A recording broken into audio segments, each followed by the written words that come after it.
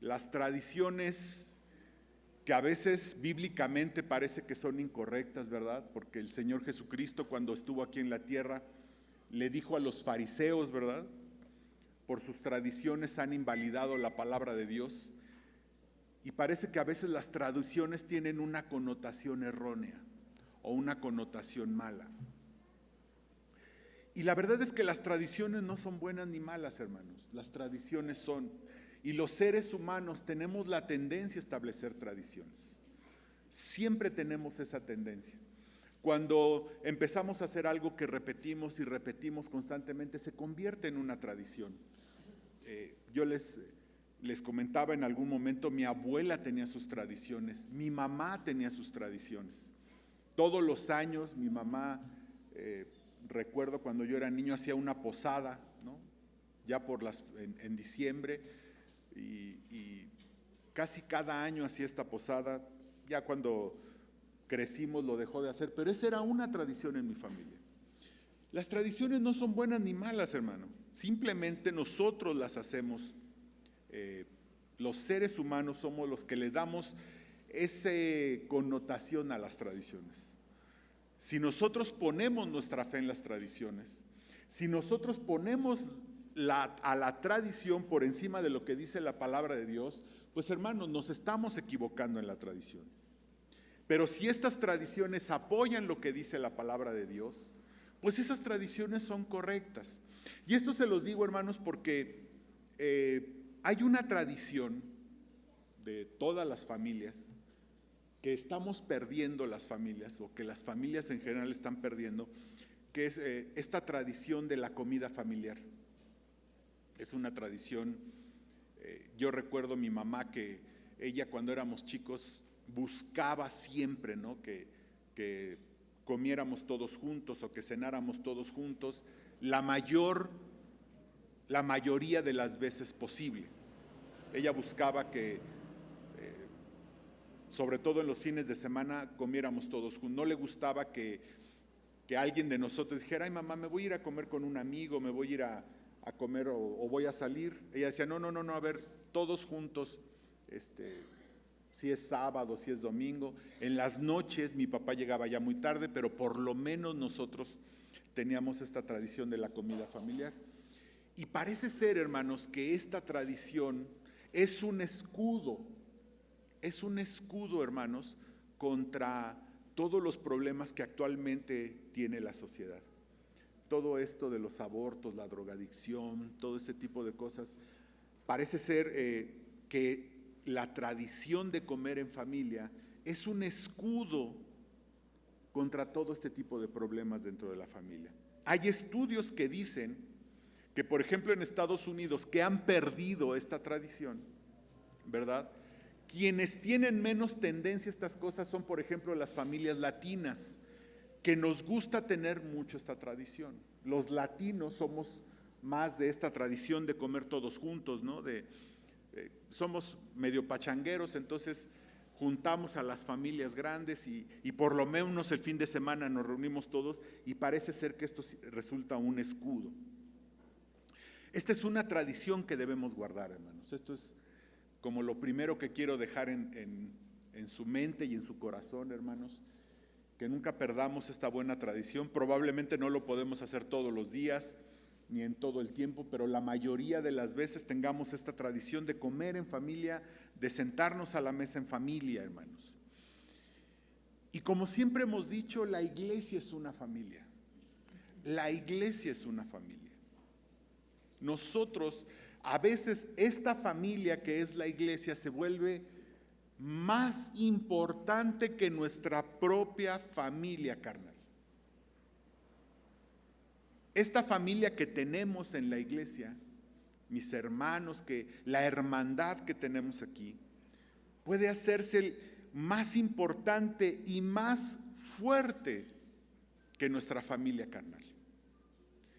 Y qué curioso que esta familia, hermanos, la familia de la iglesia, la familia que somos la iglesia, Dios nos ha dado una comida familiar. Dios nos ha dado una comida familiar. Y esta comida se llama la Santa Cena. Todos nosotros tenemos una comida familiar, que es la Santa Cena, que es la cena del Señor. Y este es el tema que va a hablar Pablo ahora en 1 Corintios 11, a partir del versículo 17 y hasta el versículo 34. La cena del Señor es el tema de este pasaje bíblico del que nos va a escribir ahora Pablo. La cena del Señor, y lo que Pablo nos va a decir es que la cena del Señor es algo mucho, mucho, mucho más importante de lo que nosotros hemos pensado.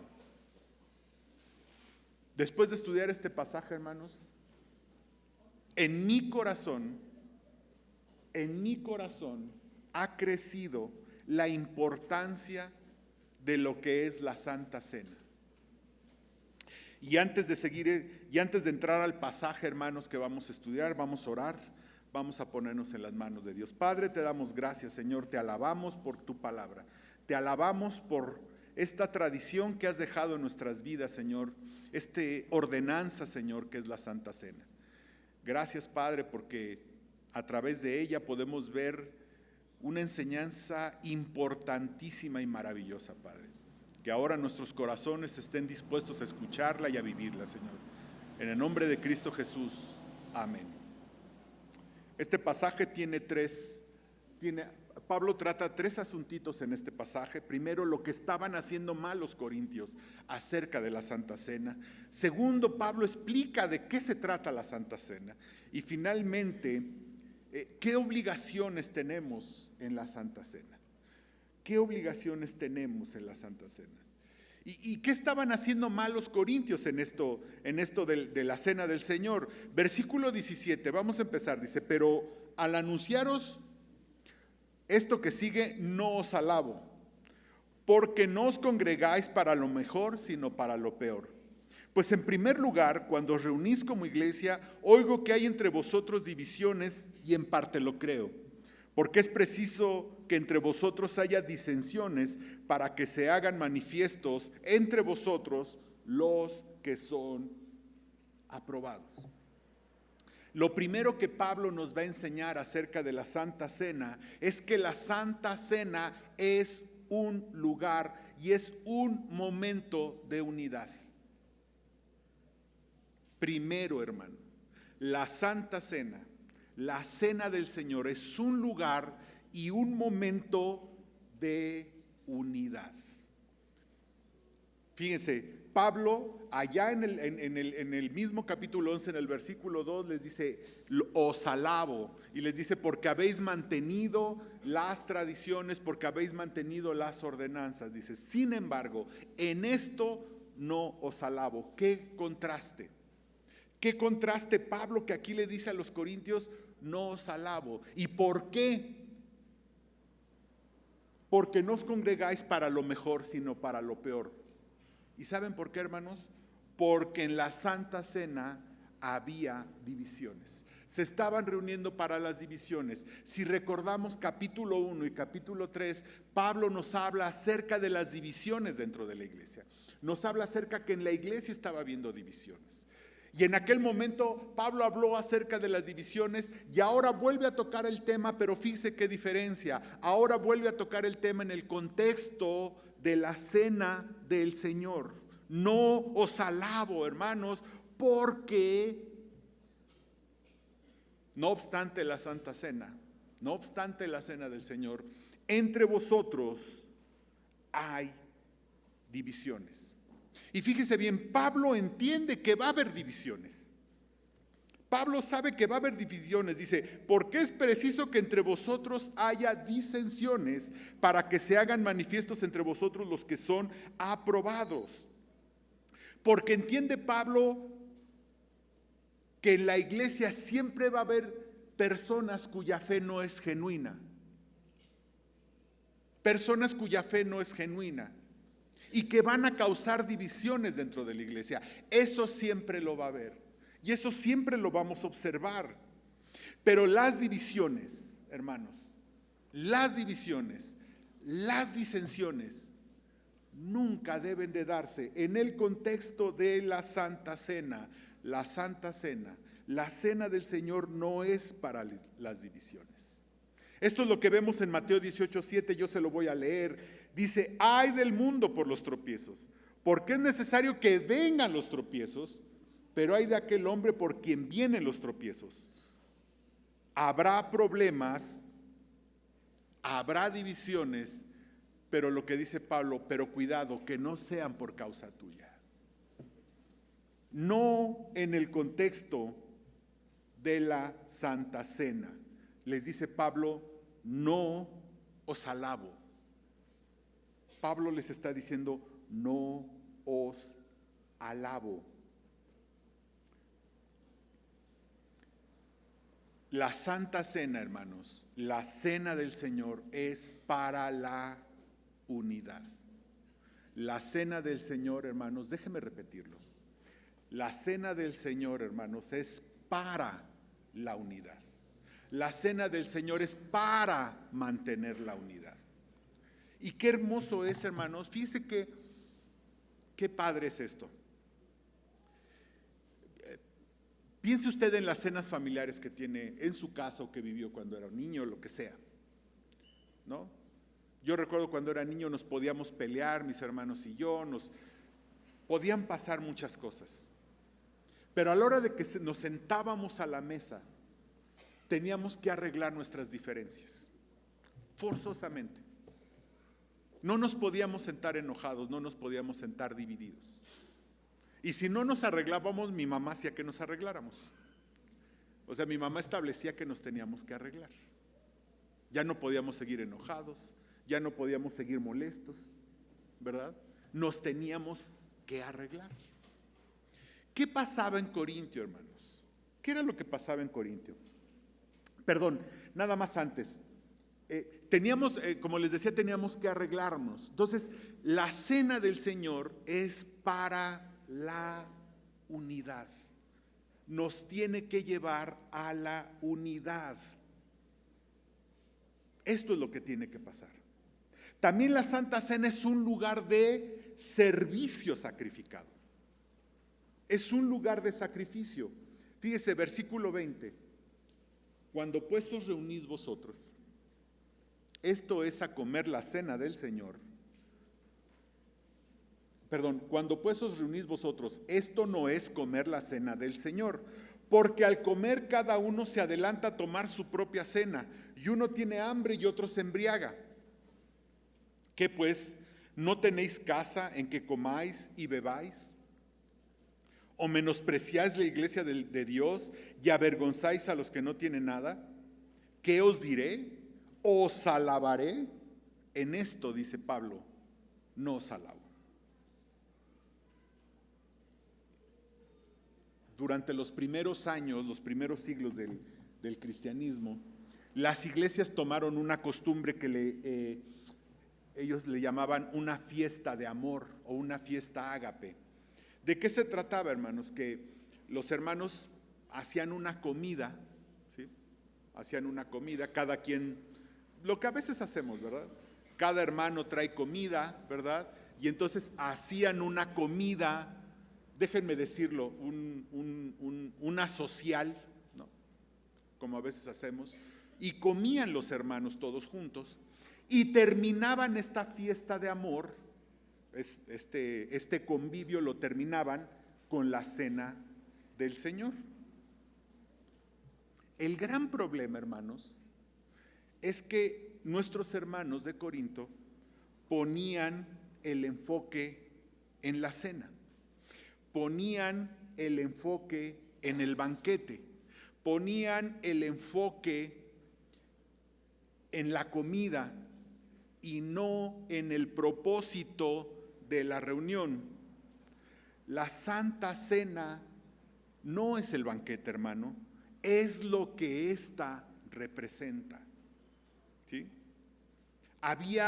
Ellos podían celebrar la cena del Señor, pero no había la sustancia de lo que tenía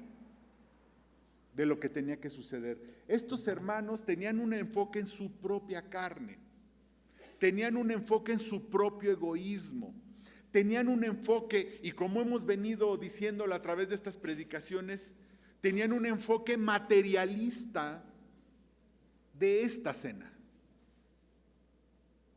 Comían, tenían ese enfoque de autosatisfacción en lugar de entender lo que esto representaba.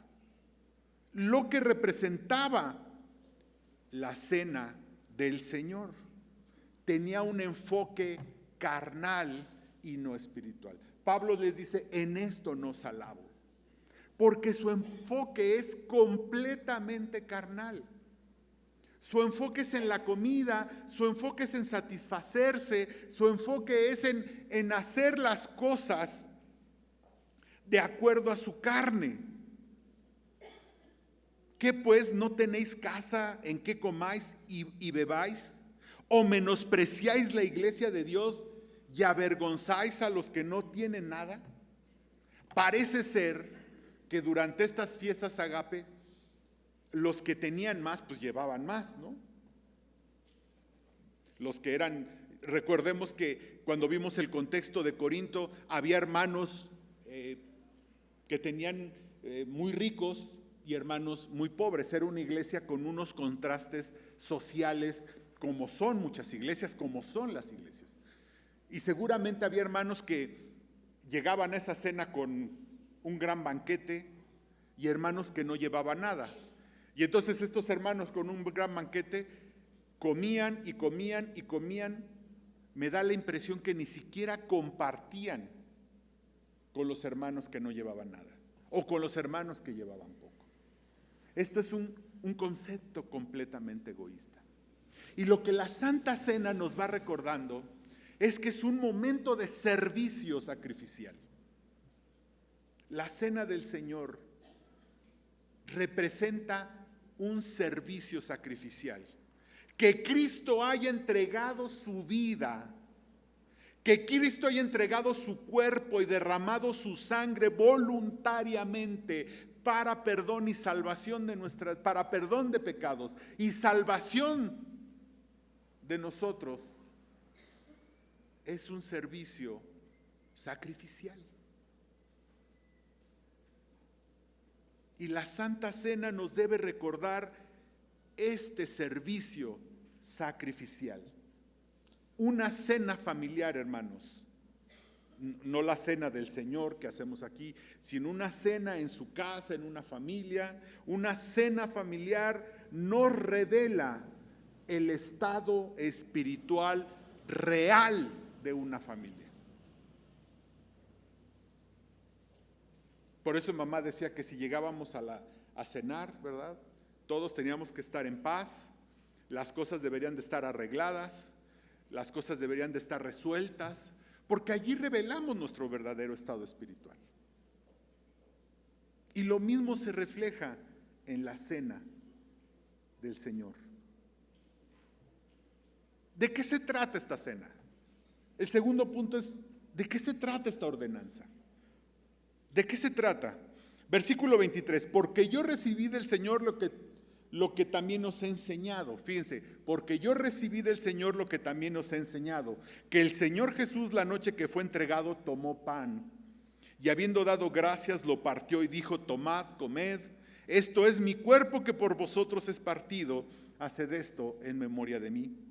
Asimismo tomó también la copa después de haber cenado, diciendo, esta copa es el nuevo pacto en mi sangre, haced esto todas las veces que la bebiereis en memoria de mí. Así pues, todas las veces que comiereis este pan y bebiereis esta copa, la muerte del Señor anunciáis hasta que Él venga. Lo primero que debemos de entender de estos versículos es que la fuente de esta enseñanza. Pablo claramente dice que recibió esta información directamente del Señor Jesucristo.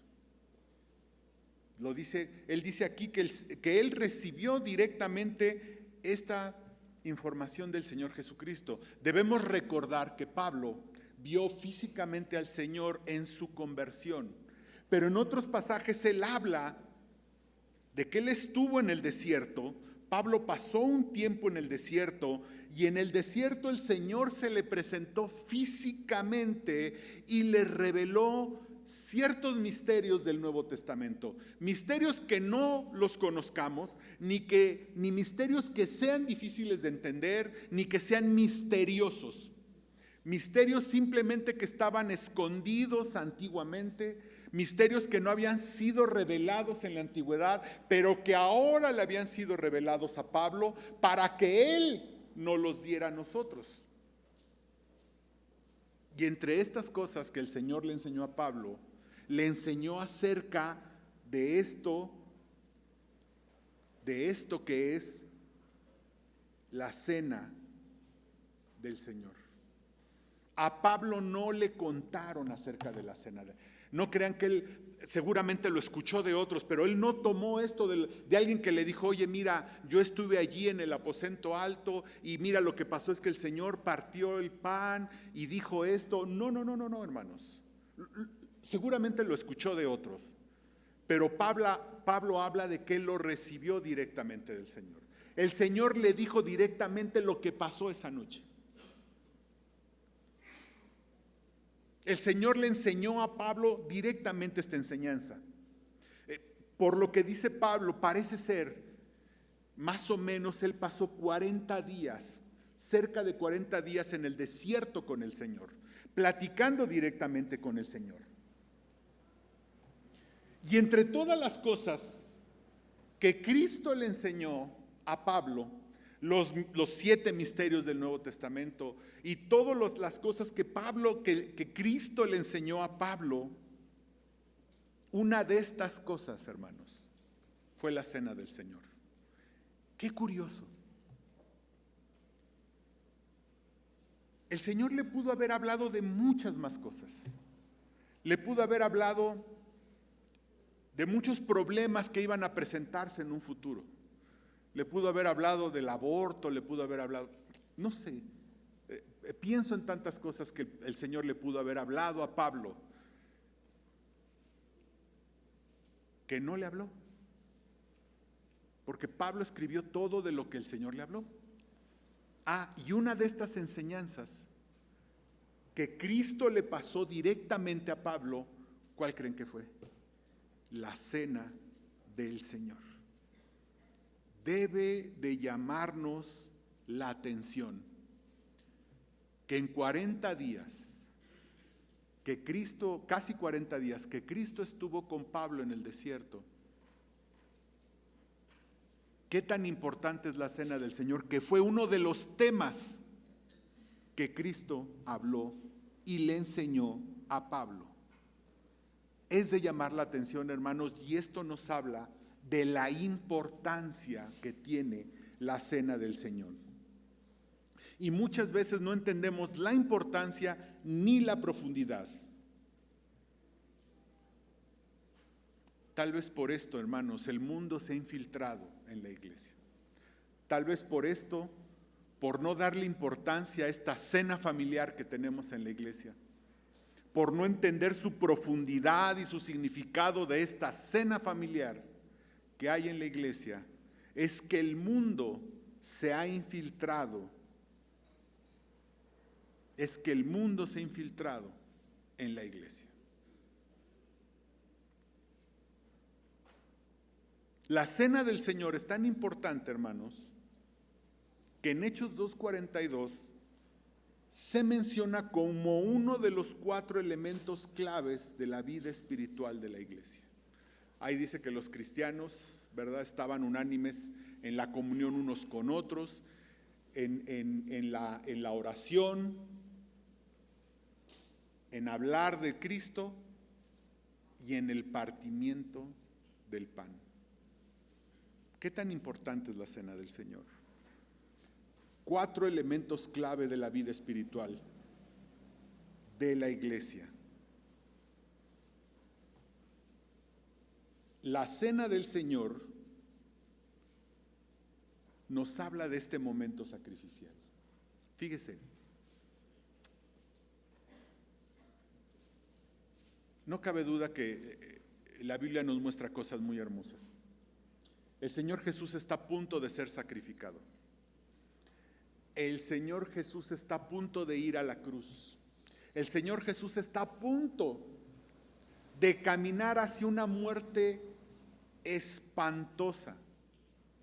Los evangelios no describen la magnitud de esta muerte. Una vez leí un reporte médico de lo que era una muerte por crucifixión. Es la tortura más espantosa, que los hombres han podido inventar, es la muerte por crucifixión. Y el Señor voluntariamente estaba a punto de ir a entregar su vida en una muerte horrible.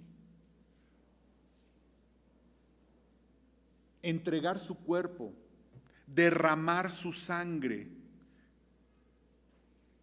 Y fíjese lo que dice, versículo 23. Porque yo recibí del Señor lo que también os he enseñado, que el Señor Jesús, la noche que fue entregado, tomó pan y habiendo dado gracias, lo partió y dijo: tomad, comed.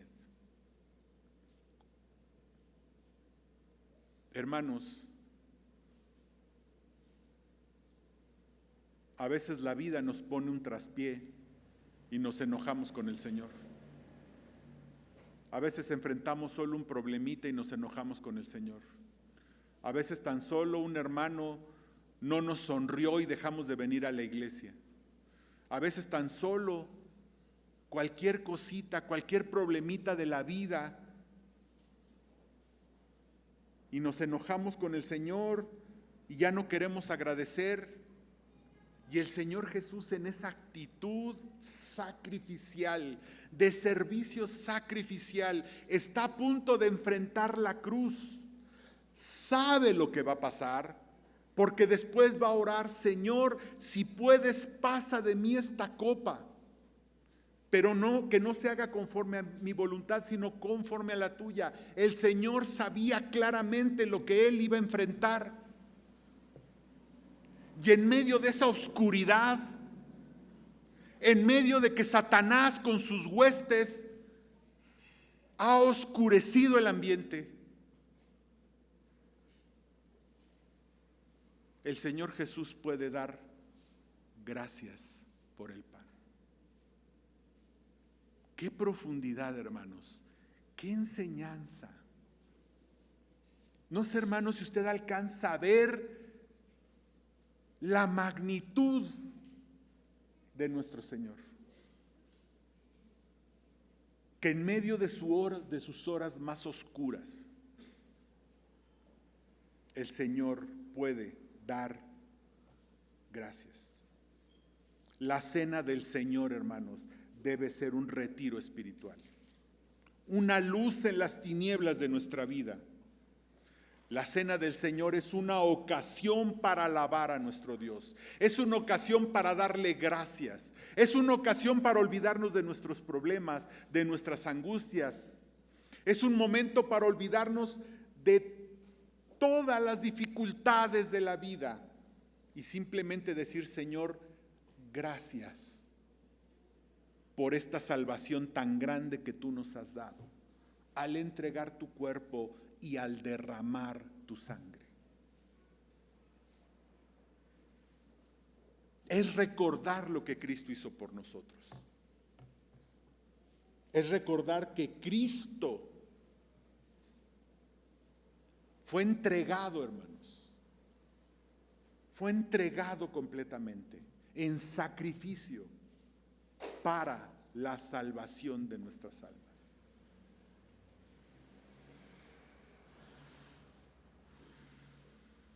Tomad, comed, esto es mi cuerpo que por vosotros es partido. No es que el cuerpo de Cristo, como algunos creen, el pan se convierte en el cuerpo de Cristo. El pan solo representa el cuerpo de Cristo. Es una representación del cuerpo de Cristo. Y no habla de que la Biblia es clara de que el cuerpo de Cristo permaneció sin que rompiera ni uno de sus huesos, sin que separaran alguno de sus miembros. A los crucificados les tenían que romper los huesos de las rodillas para que se terminaran muriendo asfixiados. El Señor Jesucristo no tuvieron que hacerle eso, quedó intacto. No quiere decir que partieron su cuerpo, simplemente que su salvación, el Señor, fue entregado y fue partido para que todos, no partido físicamente, sino para que su sacrificio pudiera alcanzar para todo aquel que cree. Para que tú y yo, por más pecadores que seamos, por más que hayamos ofendido a Dios en nuestra vida, por más que hayamos hecho lo peor en nuestras vidas, alcancemos perdón y salvación. Tomad, comed, esto es mi cuerpo que por vosotros es partido. Haced esto en memoria de mí. Es proveer la vida de Cristo a todo aquel que cree. No sé si podemos alcanzar a entender esto, hermanos. Si volteo a verme a mí, si volteo a verme hacia mí, hermanos, lo único que veo es un pecador. No veo más que eso, hermanos, No veo más que un pecador con una tremenda oscuridad en su corazón, con una tremenda tendencia al mal que me asusta, pero que solo por el sacrificio del Señor Jesucristo en la cruz, que solo por su sacrificio puedo alcanzar salvación, ser una criatura nueva y puedo vivir la vida de Cristo en mí, no por mí, sino por el sacrificio de Cristo. Y hermano, esto es lo que vemos en la cena del Señor. Esto es lo que representa cada vez que tenemos aquí la cena, hermano. Esto es lo que representa. Cristo fue entregado para que usted y para que yo seamos perdonados y podamos tener la vida de Cristo en nosotros. Y la posibilidad de un día ser como Él. No sé, hermanos, pero a mí me maravilla. A mí me maravilla esto. Asimismo, tomó también la copa después de haber cenado, diciendo: esta copa es el nuevo pacto en mi sangre. Pacto, convenio, acuerdo. Esta copa es el nuevo pacto en mi sangre. Haced esto todas las veces que la bebiereis en memoria de mí. Sin la sangre de Cristo no hay salvación, hermanos. Sin el derramamiento de sangre no hay perdón de pecados. En el Antiguo Testamento se derramaba la sangre de corderos, pero dice Hebreos claramente que esa sangre no limpiaba de pecado. Tenía que morir el justo. El Dios hecho hombre tenía que morir y derramar su sangre para que nosotros pudiéramos ser salvos, para que nosotros pudiéramos ser perdonados, hermano. Esa sangre tenía que ser derramada hasta la última gota, derramada completamente, hermanos. Y por esa sangre usted y yo alcanzar salvación.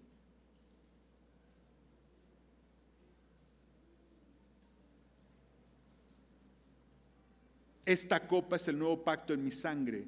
Haced esto todas las veces que la bebiereis en memoria de mí.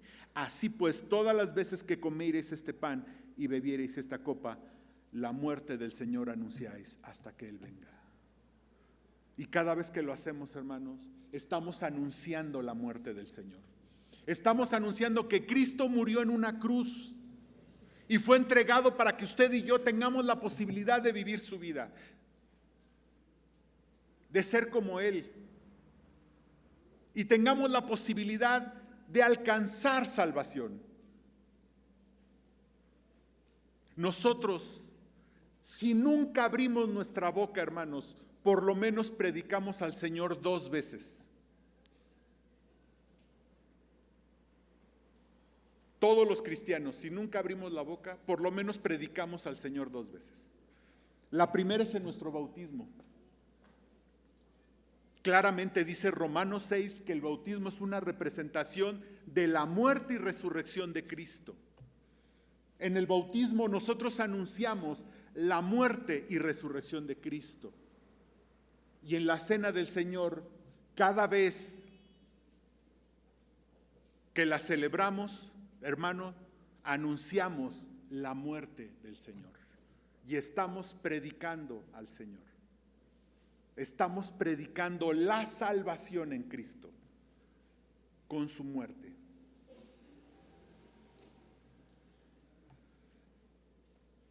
Y finalmente, hermanos, ¿qué obligaciones tenemos? Si a mí alguien me invita a cenar, ¿verdad? Lo que pasa es que entre los mexicanos no se da mucho esto. Por eso a veces tenemos tantos problemas. Tenía yo un cliente casado con una francesa que dice que cada vez que invitaban gente a la cena, a cenar a su casa, mandaban una invitación por escrito en donde ellos ponían señor y señora fulano de tal, están ustedes invitados a una cena a nuestra casa.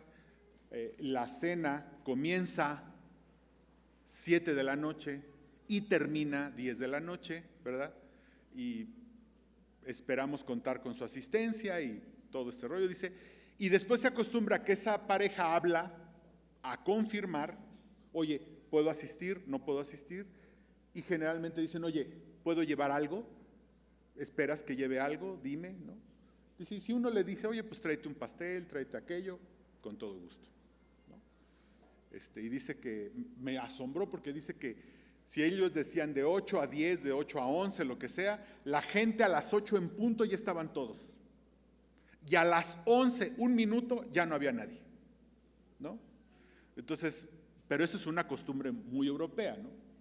¿Qué quiero decir con todo esto, hermanos? Que cuando alguien me invita a cenar, pues ese alguien pone sus reglas. No sé si estamos de acuerdo. Si alguien me invita a cenar, yo le hablo, ¿verdad? O sea, cuando nos invitan a cenar a mi esposa y a mí, yo hablo, oye, ¿a qué horas quieres que lleguemos? ¿Te gustaría que lleváramos algo? ¿No? Si nos dicen, no, nada, la cortesía dice que pues hay que llevar algo, ¿no? Entonces, bueno, oye, ¿te parece si llevo una gelatina? ¿Te parece si llevo lo que sea? Pero quien invita a cenar pone sus reglas. Siempre pone sus reglas. Y en la cena del Señor, hermanos, Dios pone sus reglas. Él es el, ¿cómo se llama? Él es el dueño de la mesa. Él es el que pone sus reglas. ¿Y qué espera Dios? ¿Qué espera Dios de nosotros para llegar a su cena? Primero, espera Dios una autoevaluación.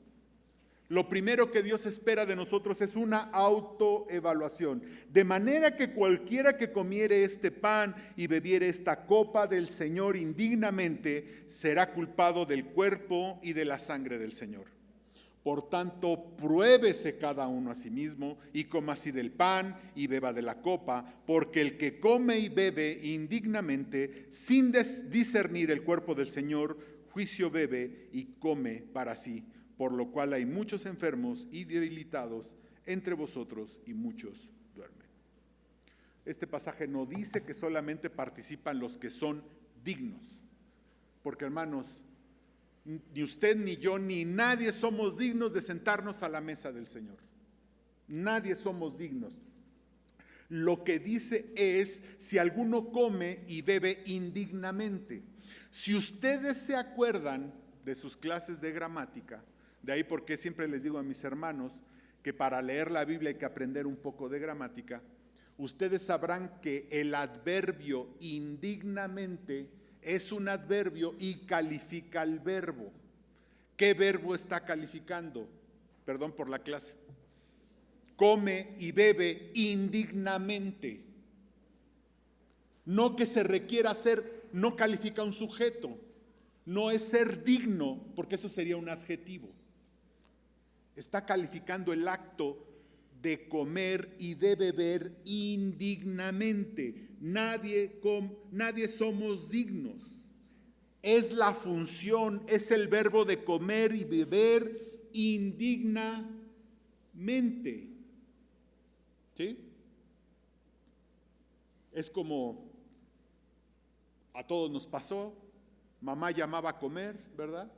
Y entonces llegaba yo de la calle, me veía mamá y me decía, madre mía, pareces chaneque, esa era la palabra de mamá, ¿no? Ahorita te me vas, te lavas la cara, te lavas las manos,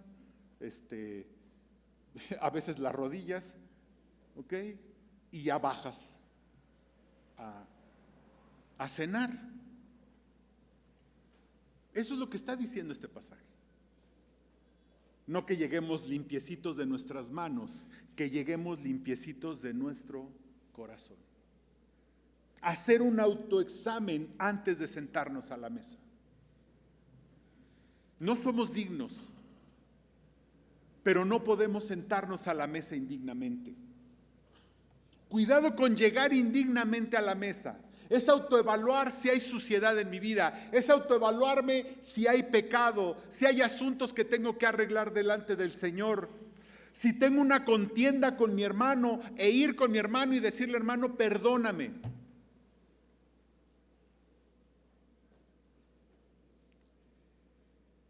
Y después de haber arreglado mi pecado con Dios, después de haber arreglado mi pecado con mi hermano, sentarme a la mesa de Dios. Es hacer un autoexamen. Y cuidado, hermano, con llegar indignamente. Cuidadito, hermano, porque hay juicio. Porque el que come y bebe indignamente sin discernir el cuerpo del Señor, juicio come y bebe para sí, por lo cual hay muchos enfermos y debilitados entre vosotros y muchos duermen. Dice, Pablo le decía a los corintios, por hacer esto, hermanos, muchos están debilitados, muchos están enfermos y algunos incluso se han muerto. No es cualquier cosa sentarnos a la mesa de Dios. No es cualquier cosa sentarnos a la mesa del Señor. A veces me pregunto, hermanos, si tantas enfermedades en la iglesia, tanto, porque de repente el chat de enfermos, madre mía, tenga algún origen aquí. Y no es para levantar juicio, hermanos, es para que reflexionemos, porque incluso, hermanos, dice Pablo, algunos han muerto. Segundo, el Señor espera un autojuicio. 31. Si pues nos examinásemos a nosotros mismos, no seríamos juzgados, mas siendo juzgados somos castigados por el Señor para que no seamos condenados con el mundo. El autojuicio es, antes de que el Señor me enjuicio yo. Y entonces antes de llegar a la mesa del Señor, yo voy y me autohago un juicio y me pongo delante del Señor y le pido perdón y le confieso mi pecado y arreglo mi asunto con Dios para que Él no tenga que arreglarlo conmigo. Es como con un hijo. Si el hijo se porta mal y el hijo viene y nos dice, oye papá, perdóname, fíjate que me equivoqué con este asunto, de veras perdóname, no lo vuelvo a hacer, lo que sea. ¿Qué hacemos nosotros? Como le dije a mi esposo, pues ya me desarmó. Si ya me pidió perdón, si ya reconoció su error, si ya prometió enmendarlo, ya no tengo yo más nada que hacer. Pero si ese hijo no corrige, si ese hijo no arregla su asunto, entonces lo tengo que arreglar yo. Lo mismo pasa con el Señor. Si tenemos ahí un asunto y no lo corregimos, no lo arreglamos, el Señor lo va a tener que arreglar, y de esto es de lo que nos habla este pasaje. Y finalmente el Señor espera abnegación. Así que, hermanos míos, cuando os reunís a comer, esperaos unos a otros. Si alguno tuviere hambre, coma en su casa, para que no os reunáis para juicio. Las demás cosas las pondré en orden cuando yo fuere. Como les decía, la cena del Señor se había convertido en algo egoísta y carnal. Lo que Pablo dice es que la cena del Señor es pensar antes en la familia que en uno mismo. Es reconciliarnos con los miembros de la familia. Es recordar que somos hermanos. ¿Quién en sus cenas familiares su mamá le aceptó que estuviéramos ahí peleándonos? Nadie. En ese momento, toda la cortesía de la mesa, toda la abnegación de la mesa se tenía que mostrar ahí en la mesa. Lo mismo pasa en la cena del Señor. Lo mismo pasa en la mesa de Dios. Debemos de tener un corazón abnegado que piense antes en los otros que en uno mismo. Que podamos ir con el hermano y pedirle perdón. Que podamos ir y arreglar las cosas con el hermano. Que podamos ponernos a cuentas con Dios y con nuestros hermanos. En un corazón de abnegación. La cena del Señor, hermanos, es algo muy, muy, muy importante. Representa mucho más de lo que a veces nos imaginamos. Para Dios es muy importante. Es además muy importante que entendamos que la cena del Señor es un lugar y un momento de unidad. Y que si tú no has conocido al Señor, no has participado de su mesa, hoy es el día en que puedes participar. En que a través de la sangre y del sacrificio de Cristo puedes venir al Señor Jesucristo y participar de su mesa. Oremos. Padre, te damos infinitas gracias. Gracias por tu amor, Señor, por el perdón, por tu sacrificio en la cruz. Por el sacrificio que tú hiciste en esa cruz, Señor. Representado, Señor. En estos momentos en que nos reunimos, Señor, para celebrar tu cena.